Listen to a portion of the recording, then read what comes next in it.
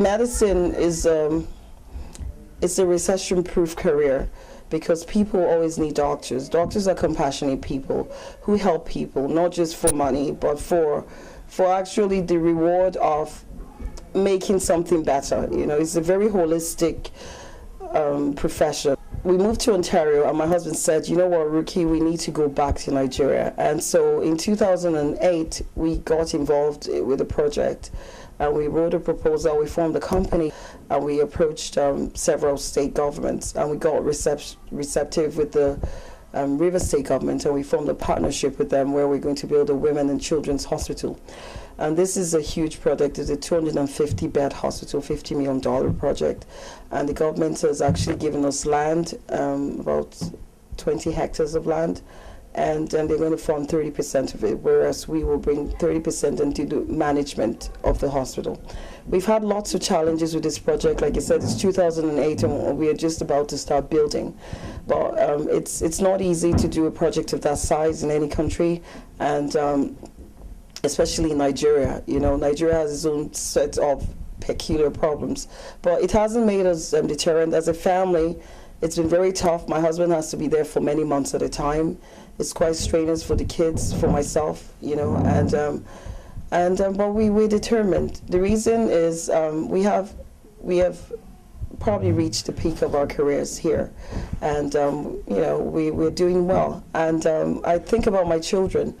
They don't really have the same opportunity as I did, you know, to grow up in Nigeria, because they're here. And having got different standards, I wondered how would they cope when they go to Nigeria and they don't have a proper hospital to go to. We are looking to improve things at home. We're looking to improve maternal health, you child must be health. concerned about women and children back home, right? Absolutely. No woman should die from childbirth is actually correct. Even in Nigeria, we have, like I said, peculiar problems with corruption and just, you know, people lazy, not wanting to do things in the correct order. This is not something that will deter us, because Nigerians can learn. Nigerians can understand audit. Nigerians can and will get ahead because we are young, we are strong, and, you know, majority of the people are actually just poor.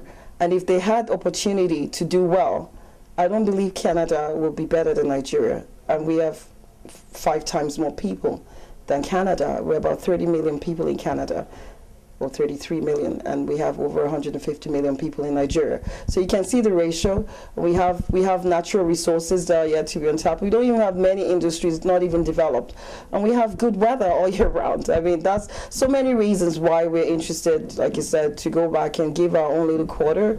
And at the end of the day, if I can leave something behind that my children can work on, and other people's children, and just leave a little, you know, imprint that makes the whole place better, then, you know, it was worth it. How many people have the same passion to go back and impact our society back home in their various fields? We are many. We are many. We're increasing in number every single day. I was just talking to my friend the other day. He actually lives in England, and he said to me, Ruki, when is your project starting? Because I'm volunteering my time, my resources for free. He's a Nigerian. He's a cardiologist. I have a friend in Germany. Again, these are classmates of mine from the University of Benin. So we have a very strong network of doctors who will actually come and volunteer their time for free to teach, to train, and to man hospitals until we get off our feet. That's number one. There are several other sectors. I know another friend who's interested in building monorail systems. His name is Jude. I'm sure you know him. And Dr. Odidi. And there's so many Nigerians around here interested, more than interested, actually going back to do something, to do their little bit to make Nigeria better. I know that other countries have recovered from their diaspora and inputs. India, for example, you know, it's just a very, very big example of how medical tourism happens in India, just because all their doctors are trained in Johns Hopkins and Harvard. But immediately they're done, they're back in India doing all kinds of interesting procedures at a very low and cheap cost.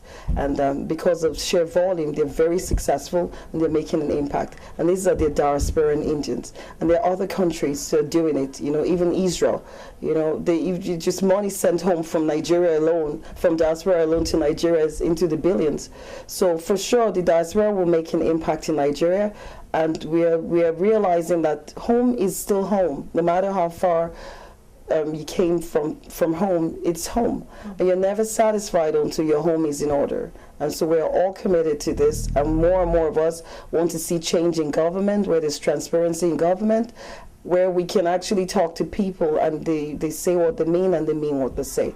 And I think the democracy is actually coming, and it's a new day for Nigeria. And I'm very excited at this time, to be honest, and never before am I more excited to be a Nigerian than now.